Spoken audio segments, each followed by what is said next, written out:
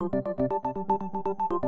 U.S. Supreme Court has struck down a Massachusetts law that created buffer zones around abortion clinics. The High Court ruled unanimously that the 2007 law, which required demonstrators to remain 35 feet away from the entrances of abortion clinics, infringed on protesters' right to free speech and is unconstitutional. Writing for the court's opinion, Chief Justice John Roberts said, "The buffer zones burden substantially more speech than necessary to achieve the Commonwealth's asserted interests." And Massachusetts had argued all along and during the arguments here at the court that they were worried about violence at the courts. They were worried about people showing up and haranguing women who may be there seeking treatment or seeking an abortion. State officials say that's because Massachusetts has a long history of violence and harassment at clinics. The New York Times notes the confrontations at clinics came to a head in 1994 when a man went on a shooting spree in Brookline, Massachusetts. The gunman killed 2 receptionists and injured 5 other people in the assault. In 2000, the Supreme Court upheld a similar law from Colorado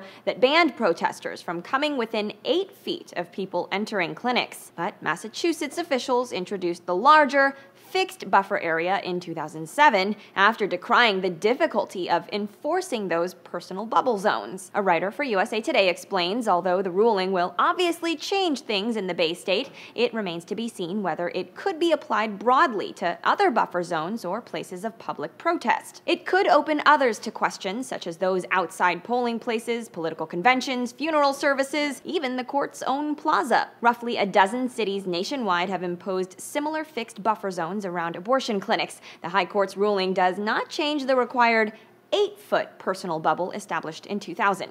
For Newsy, I'm Christina Hartman.